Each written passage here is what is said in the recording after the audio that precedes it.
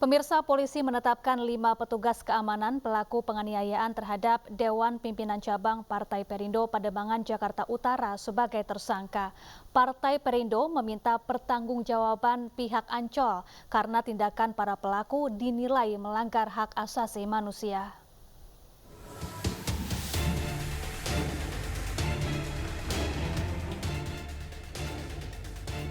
Kecurigaan berlebihan mengantarkan para petugas keamanan Ancol berhadapan dengan hukum. 5 orang petugas keamanan Ancol dinyatakan tersangka setelah menganiaya pengunjung lokasi wisata Ancol hingga tewas. Dari 5 tersangka, baru 4 orang tertangkap, 1 lainnya buron. Para tersangka ditahan dengan barang bukti mobil dan motor. Para pelaku diduga menganiaya korban dengan bambu, kabel, kaki kursi plastik, hingga korek api. Pelaku terancam 12 tahun penjara dan dipecat dari pekerjaannya. Sudah kami amankan sementara 1 orang DPO. Untuk tersangka 1 dan tersangka 2 bersamaan, tetapi di malam yang sama juga tersangka 3 dan 4 kita amankan. Semuanya diamankan dari dalam Ancol atau tempat yang berbeda? Dari dalam areal. Sekretaris DPW DKI Jakarta Partai Perindo, Ramdan Alamsyah, meminta Ancol dan founder Outsourcing Security bertanggung jawab karena korban meninggalkan istri dan 3 anak. Selain itu, pihaknya akan melaporkan peristiwa ini ke Komnas HAM karena para pelaku menuding dan menyiksa korban tanpa bukti sehingga dinilai melanggar hak asasi manusia. Juga menuntut pihak Ancol bertanggung jawab secara seluruhnya, tidak hanya dengan ucapan sangat menyesal, kemudian sudah melakukan pemecatan terhadap 4 oknum satpam yang memang dipekerjakan secara kontrak. Akan tetapi pertanggungjawaban moral dan etika, karena ini sudah sangat keji, sudah kekejian kemanusiaan, tidak menghargai sama sekali nilai-nilai kemanusiaan, dicambuk pakai kabel, kemudian juga dipukul, disiram air cabai. Terus yang lebih parah lagi adalah bakaran kursi yang plastik itu ditetesi. Ini sesuatu yang sangat keji, tidak berkemanusiaan. Dan vendornya sih emang udah 2 kali datang ke sini, cuman dari pihak Ancol udah datang ke sini untuk ngasihin uang muka, tapi saya. Sebelumnya, Hasanuddin, 44 tahun, tewas saat berwisata di Ancol, Jakarta Utara. Korban dituduh petugas keamanan mencuri hingga dianiaya para pelaku hingga jasad korban penuh lebam dan luka bakar. Dari Jakarta, Sofyan Firdaus, iNews melaporkan. Ya, almarhum Hasanuddin yang menjadi korban kebrutalan security Ancol meninggalkan seorang istri dan 3 orang anak. Untuk mengetahui lebih detail apa yang terjadi sudah terhubung dengan iNews Sore. Ada istri almarhum, ada Ibu Upi Siti Mardianah dan juga Sekretaris DPW Partai Perindo DKI Jakarta, ada Pak Ramdan Alamsyah. Selamat sore Pak Ramdan dan juga Ibu Upi. Selamat sore. Ya, Mbak. Baik, saya ingin ke Bu Upi terlebih dahulu. Ibu Upi, kami mengucapkan turut berbela-sungkawa yang sedalam-dalamnya atas kepergian almarhum suami Ibu. Bu Upi, kalau kita boleh berbagi cerita, bagaimana awal mula keluarga mengetahui kepergian almarhum suami Ibu?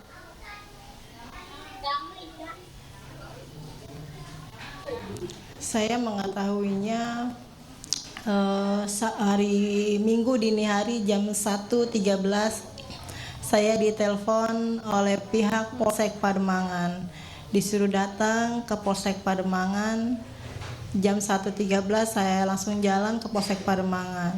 Setelah itu saya diberitahukan suami saya telah meninggal dunia. Sebelum almarhum pergi ke Ancol pada hari itu, apakah almarhum sempat berpamitan kepada Ibu apa yang dikatakannya dan apa keperluan almarhum pergi ke kawasan Ancol?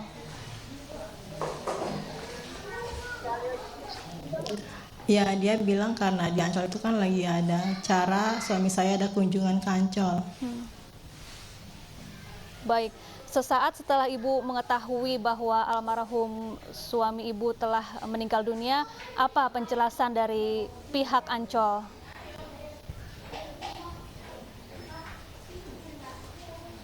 Pihak Ancol hanya mengatakan penyesalan karena terjadinya insiden seperti ini. Dari pihak yayasan pun sudah datang ke sini menyayangkan, memohon maaf atas kelalaian pekerjaan mereka.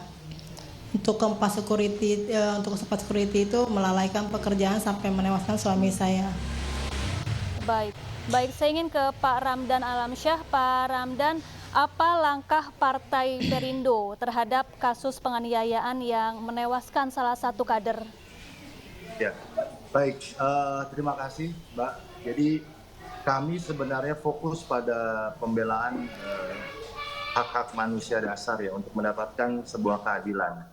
Yang kedua, kami melawan kesewenang-wenangan dan tentunya kebiadaban serta kekejian yang tidak menghargai hak dasar manusia yang menurut kami dari kacamata kami ini sudah di luar batas dan sudah sangat-sangat melukai nilai-nilai kemanusiaan. Ini yang perlu kami garis bawahi, bahwa memang ada 3 tuntutan yang terutama yang akan kami ajukan, bahwa pertama beredar isu yang bersangkutan itu oleh oknum-oknum ini dikatakan sebagai pencuri gitu.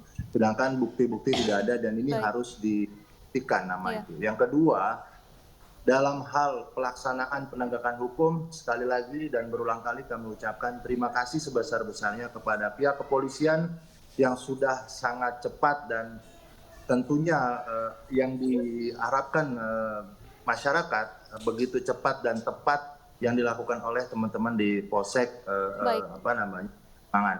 Yang ketiga, Mbak, bahwa Ancol jangan lepas tanggung jawab. Apa dan bagaimana tidak cukup dengan hanya mengucapkan bela sungkawa, akan tetapi nilai-nilai kemanusiaan sebagai satu korporasi besar yang bernaung, boleh dikatakan salah satu pemilik sahamnya adalah Pemda DKI, dan ini sangat miris ketika kami melihat ada kekejian yang terjadi di dalam satu kawasan. Nah, ini juga menjadi perlu ada perhatian khusus dari Pemda DKI tentang manajemen yang berlaku, terutama manajemen pengamanan. Apakah prosedurnya seperti itu? Ketika yang dicurigai kemudian harus diintimidasi. Saya pikir dan saya harap tidak demikian. Nah, ini rasa kemanusiaanlah yang kami fokuskan agar supaya Ancol juga sadar diri, tidak hanya mengatakan 2 hal yang selama ini kami dengar. Kami sudah pecat, kami sudah ganti perusahaan. Jadi tidak ada sisi kemanusiaan yang ditunjukkan oleh Ancol kepada kader kami gitu, Mbak. Baik Bu Siti, almarhum ini pergi meninggalkan ibu dan juga 3 orang anak yang masih kecil ya Bu ya? Baik, seperti apa sosok almarhum di mata ibu dan keluarga?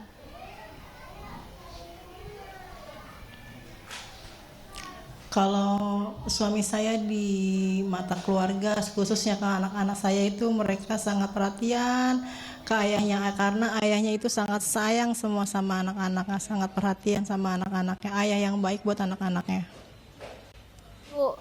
Ayah yang bertanggung jawab buat anak-anaknya. Baik, tentu kepergian almarhum ini menimbulkan luka mendalam bagi keluarga ya Bu Upi. Kemudian apa harapan Anda dan keluarga terkait kasus ini Bu? Iya benar. Harapan saya, 1, pelaku harus dihukum dengan seberat-beratnya, karena ini bukan hanya pengeroyokan, ini penyiksaan atas suami saya. Sejauh ini apa bentuk? Kedua, silakan, siapa saja yang harus bertanggung jawab? Siapa saja yang harus bertanggung jawab terhadap saya dan anak-anak saya atas kehilangan suami dan ayah? Dan yang ketiga, saya harus meminta untuk membersihkan nama baik suami saya yang telah dituduh tanpa ada bukti, tanpa ada korban, sehingga sampai menewaskan suami saya. Baik, sejauh ini apa bentuk tanggung jawab yang sudah disampaikan atau yang akan diberikan oleh pihak Ancol kepada keluarga?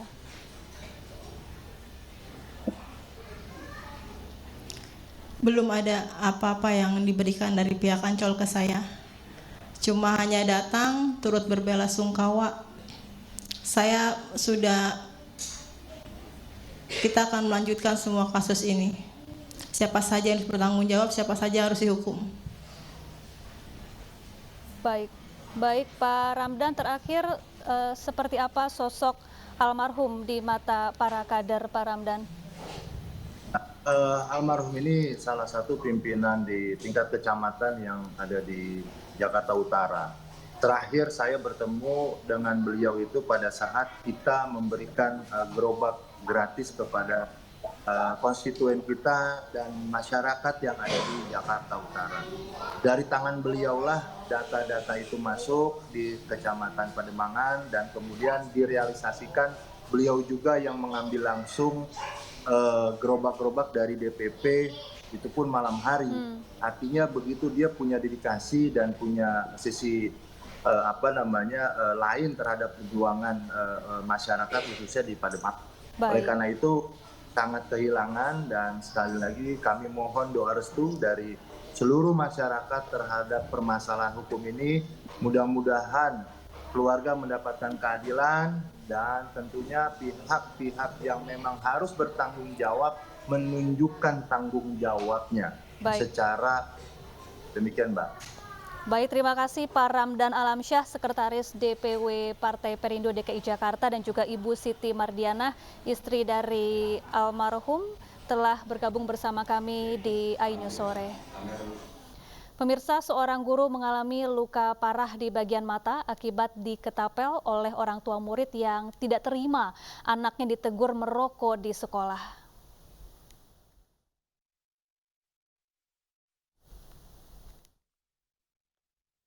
Zaharman, 58 tahun, seorang guru olahraga di SMA Negeri 7 Kabupaten Rejang Lebong, Bengkulu, masih mendapatkan perawatan intensif di rumah sakit karena luka parah di mata kanannya. Korban mengalami luka serius setelah dianiaya salah satu orang tua murid dengan cara diketapel oleh pelaku. Tindak penganiayaan tersebut dipicu saat korban memergoki anak pelaku sedang merokok di lingkungan sekolah. Pelaku datang ke sekolah mencari korban dengan membawa senjata tajam dan ketapel. Saat itulah terjadi tindakan penganiayaan terhadap korban. Kapolres Rejang Lebong AKBP Juda Trisno Tampubolon membenarkan kejadian tersebut. Namun pelaku atas nama Arpan Jaya warga desa Simpang Beliti Kecamatan Binduriang telah kabur pasca kejadian.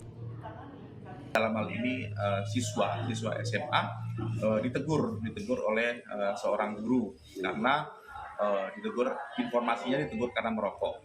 Nah, setelah itu guru ini anak ini mengadu kepada orang tuanya.